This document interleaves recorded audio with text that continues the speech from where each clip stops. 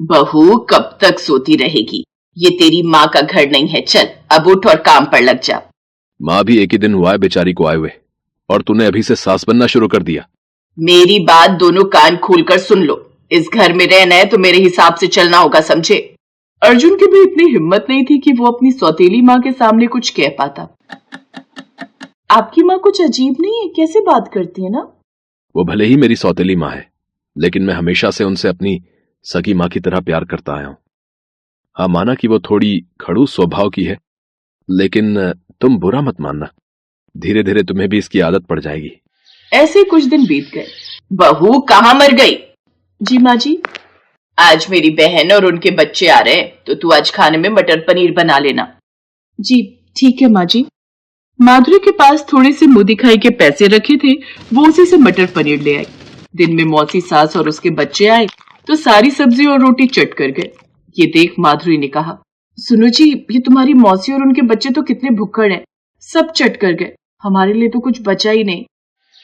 शाम को वो सभी खा पी कर चले गए। क्या हुआ बहू, ये पतीले में क्या झांक रही है? माँ जी सारा खाना खत्म हो गया, हमारे लिए तो कुछ बचा ही नहीं। तो तू कहना क्या चाहती है कि मेरे रिश्तेदारों ने सब खा लिया? बेचारे इतना सा तो खा कर गए हैं, अब डब्बे में देख सुबह की कोई रोटी बची होगी, अचार के साथ खा ले। ये कहकर वो वहां से चली गई और माधुरी भी अपने कमरे में चली जाती है और रोने लगती है। तभी अर्जुन आया। अच्छे से जानता हूं माधुरी, जब सारा दिन एक पैर पर नाचकर घर के काम करो और हमें खाने का एक कौर भी नसीब ना हो तो कैसा लगता है। लेकिन कोई बात नहीं माधुरी, हम किसी और दिन मटर पनीर बनाकर खा लेंगे। वो बात नहीं है जी, हम गरीबों को कभी कभार तो कुछ अच्छा खाने को मिलता है। ऐसे कुछ दिन बीत गए। माधुरी घर का सारा काम करती, साथ में अपनी सौतेली सास की सेवा भी अच्छे से करती, लेकिन फिर भी विमला उससे उखड़ी उखड़ी रहती। फिर एक रोज, माँ जी आज मेरे मायके वाले आ रहे हैं, वो किसी काम से दूसरे गांव आए थे तो सोचा मुझसे मिलते चलें, तो खाने में क्या बनाऊं माँ जी? है तो तेरे मायके वाले भूखे ही आएंगे क्या? खैर दाल रोटी सेक ले और क्या। खुद के रिश्तेदार आए तो मटर पनीर और मेरे आए तो दाल रोटी। हे भगवान, ये कैसी गरीबी दी है तूने कि मेरे रिश्तेदार आए और मैं उन्हें कुछ बनाकर खिला भी नहीं सकती। कुछ देर बाद उसके मायके से उसके माँ बाबा और भाई आए। माधुरी ने उन्हें दाल रोटी खाने को दी। ये देख उसका मन तो दुख रहा था, लेकिन अपनी सास के आगे उसकी चलती भी कैसे। खाना खाकर वो लोग वहां से चले गए, लेकिन इस बात का मलाल माधुरी के मन में रहा। अर्जुन भी मजदूरी का काम करता था, जिससे उसे सिर्फ इतनी ही कमाई होती कि 2 वक्त की रोटी का जुगाड़ हो सके। एक रोज वो थका हारा घर लौटा तो माधुरी उससे बोली, आपको पता है जी, कुछ दिनों बाद गणतंत्र दिवस है और इस दिन हम हर साल गांव की गली गली में घूम घूम कर झंडा फहराते थे, साथ ही तिरंगा रंग के कपड़े पहनते और तिरंगा ही खाना खाते। मैं सोच रही थी हम लोग भी इस बार गणतंत्र दिवस मनाएंगे, ज्यादा नहीं तो झंडा तो फहरा ही लेंगे। तुम जानती हो ना माधुरी, मेरे पास इतने पैसे नहीं हैं, कभी कभार ही मजदूरी का काम मिलता है। जो पैसे थे वो माँ ने ले लिए थे राशन लाने के लिए।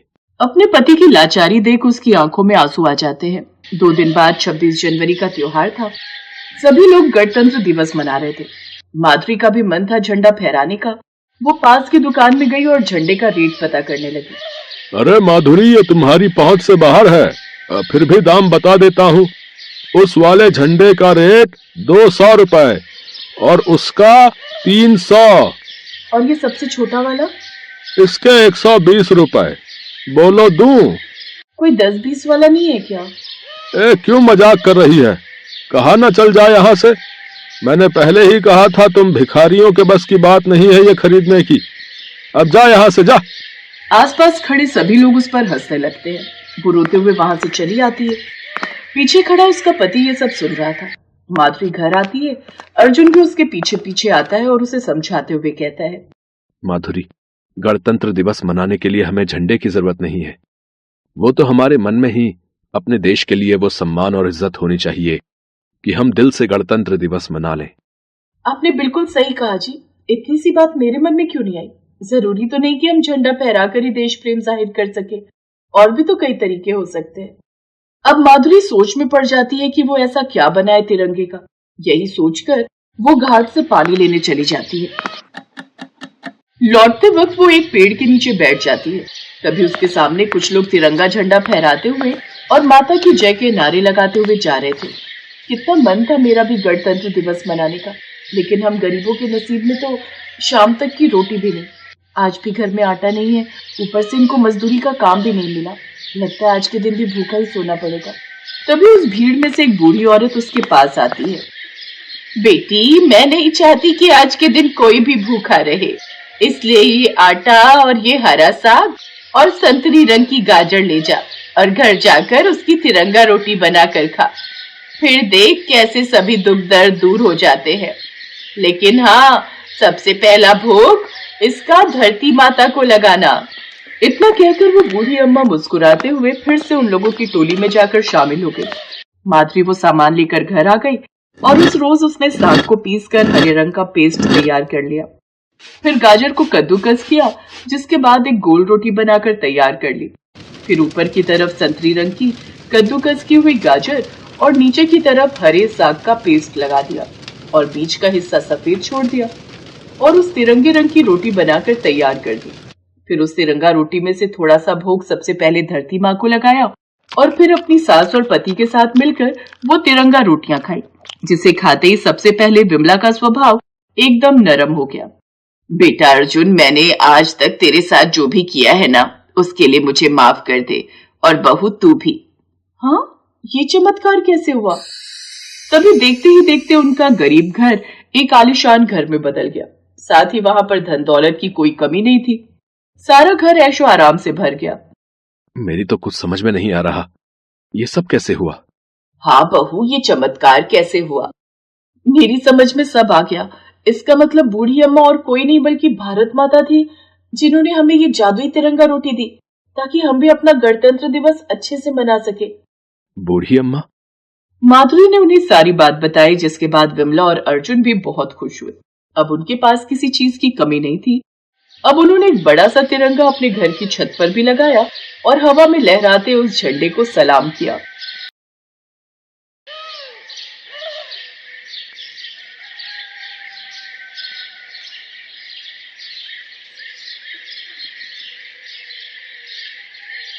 बाबा, मैं आपको ये तिरंगा गायब करके दिखाऊं?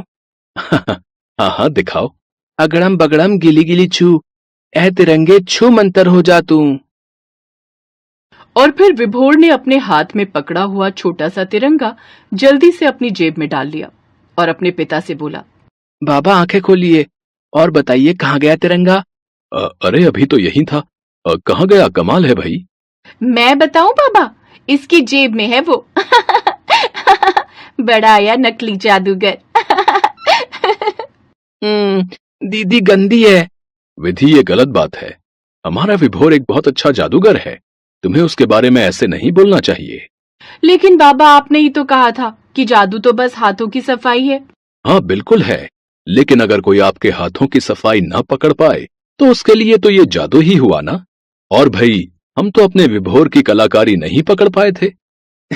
आप देखना बाबा, एक दिन मैं बहुत बड़ा जादूगर बन के दिखाऊंगा और सबसे पहले ये दीदी को चिड़िया बनाकर उड़ा दूंगा।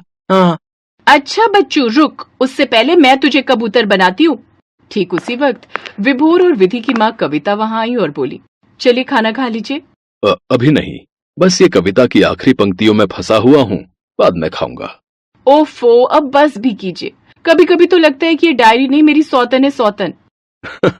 अरे, इसमें भी लिखता तो मैं कविता ही हूँ ना, जो कि तुम्हारा नाम है। हाँ, लेकिन उन कविताओं में मेरा जिक्र भी नहीं होता। सुनो जी, आखिर आप मान क्यों नहीं जाते? अच्छी खासी नौकरी मिल रही है, बार बार ऐसा मौका नहीं मिलेगा।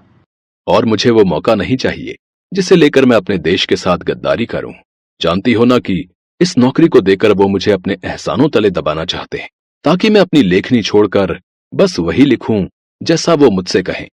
हाँ, तो इसमें परेशानी क्या है? बस कविता, और कोई बात नहीं। असल में नंदन एक कवि और लेखक थे। उनकी लेखनी में या तो देश प्रेम की भावना भरी होती थी या फिर समाज में हो रहे भ्रष्टाचार और गलत कामों के खिलाफ तीखे बोल, जो कुछ लोगों को बिल्कुल पसंद नहीं आ रहा था।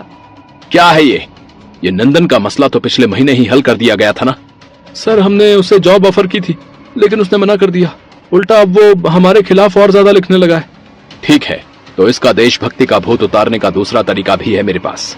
गोगा को फोन लगाओ।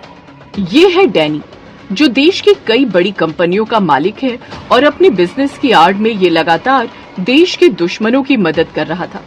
नंदन काफी समय से इन सब के खिलाफ आवाज उठा रहे थे और जब डैनी लालच देकर उन्हें नहीं रोक पाया तो उसने अपने पालतू गुंडों का सहारा लिया।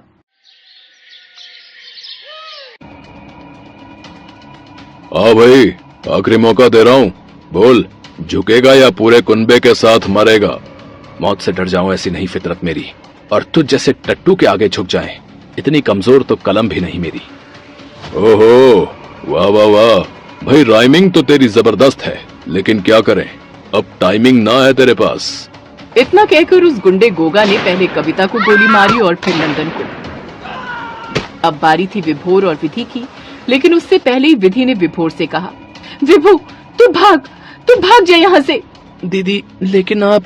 आंखों में आंसू लिए मासूम विभोर पलटा और वहाँ से जाते हुए उसे एक कोने में पड़ी अपने पिता की डायरी दिखाई दी, जिसे उसने उठा लिया और अगले ही पल वहाँ से गायब हो गया। आखिर प्रॉब्लम कहाँ आ रही है कैप्टन?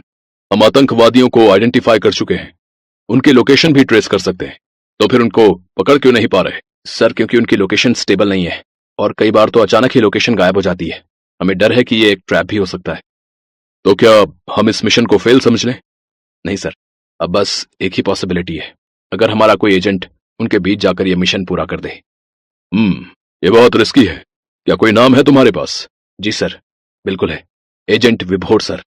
विभोर अब इंडिया की सीक्रेट एजेंसी का सीक्रेट एजेंट था। हालांकि वो आम लोगों के लिए सिर्फ एक पेशेवर जादूगर था।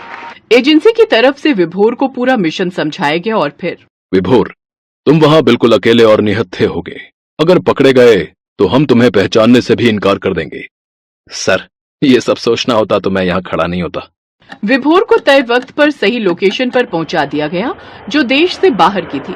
विदेशी जमीन पर विभोर सबके लिए एक मामूली जादूगर था, लेकिन उसकी नजरें किसी को ढूंढ रही थी। तो आज जाकर मिलाए तू, बस ये तुम दोनों का आखिरी वक्त है। डैनी और गोगा ही वो आतंकवादी थे जिन्हें मारने के लिए विभोर को भेजा गया था। विभोर उनकी तरफ बढ़ ही रहा था कि तभी उसकी नजर डैनी के बगल में खड़ी एक लड़की पर पड़ी, जिसके गले में ठीक वैसा ही लॉकेट था जैसा कि उसकी बहन विधि पहना करती थी। ये देखकर विभोर के कदम रुक गए और फिर कुछ देर बाद विभोर ने अपने मैजिक शो में हिस्सा लेने के लिए उसी लड़की को स्टेज पर बुलाया। हाँ तो मैडम, अगर हम दोनों कुछ देर के लिए यहाँ से गायब हो जाएं, तो कोई प्रॉब्लम तो नहीं है ना? No problem. विभोर ने अपनी किताब से कुछ मंत्र पढ़े और अगले ही पल धुएं के गुबार के साथ वो दोनों वहाँ से गायब हो गए। दीदी, मैं विभोर, क्या ये आप ही हो दीदी? विभू, तू आ गया मेरे भाई। आप यहाँ इस डैनी के साथ क्या कर रही हो दीदी? मैं तो तब से इसके साथ हूँ जब से इसके आदमी ने माँ बापा को मारा था। वो गोगा ही मुझे इसके पास लेकर आया। मैं भी चुपचाप इसकी गैंग में शामिल हो गई, उस मौके के इंतजार में जब मैं इसे मौत के घाट उतार सकूं। तो वो मौका आ गया है दीदी, अब आप सब कुछ मुझ पर छोड़ दो और मेरा इशारा मिलते ही स्टेज के पीछे चली जाना। अगले ही पल विभोर और विधि वापस स्टेज पर थे। डैनी और गोगा सामने खड़े थे और फिर, तो दोस्तों, अब वक्त आ गया है फाइनल शोडाउन का। अब यहाँ वो होगा जो किसी ने कभी सोचा नहीं होगा। और यही विधि के लिए इशारा था। वो फौरन स्टेज के पीछे जाकर खड़ी हो गई और फिर विभोर ने उस डायरी से एक कागज फाड़ा, फिर कुछ मंत्र पढ़ते हुए उस कागज को हवा में लहराने लगा। देखते ही देखते वो कागज बड़ा होता गया और तिरंगे में बदल गया। ये जादू देखकर वहाँ सभी तालियां बजाने लगे, सिवाय डैनी और गोगा के। ये क्या कर रहा है? ये इंडियन फ्लैग क्यों लहरा रहा है? कुछ गड़बड़ है। जाओ, जाकर पकड़ो इसे। इससे पहले कि गोगा विभोर तक पहुंचता, विभोर के हाथों से लहराता तिरंगा उस तक पहुंच गया और गोगा से लिपट गया। चंद पलों में ही सांस रुकने से गोगा की मौत हो गई और अब बारी थी डैनी की। कौन हो तुम? वही जिसकी रगों में उस देशभक्त पिता का खून है, जिसे तूने मरवा तो दिया लेकिन झुका नहीं सका। पहचानता है इस डायरी को? इसके पन्नों में आज भी उस कलम की स्याही है जिसे तुम मिटा देना चाहता था, और आज यही स्याही तुझे मिटा देगी। ये कहकर विभोर ने उस डायरी के सारे पन्ने फाड़कर हवा में उड़ा दिए। फिर वो सभी कागज बड़े और मजबूत तिरंगों में बदल गए और सभी ने डैनी को चारों तरफ से घेर लिया। डैनी काफी देर तक कोशिश करता रहा, लेकिन उन तिरंगों की कैद से आजाद नहीं हो पाया और आखिरकार विभोर के एक इशारे पर उनमें से एक तिरंगा डैनी के गले से लिपटकर उसकी मौत की वजह बन गया। डैनी के मरते ही विधि दौड़कर विभोर के पास आई। तू तो सच में बड़ा जादूगर बन गया Vibhu. I am proud of you.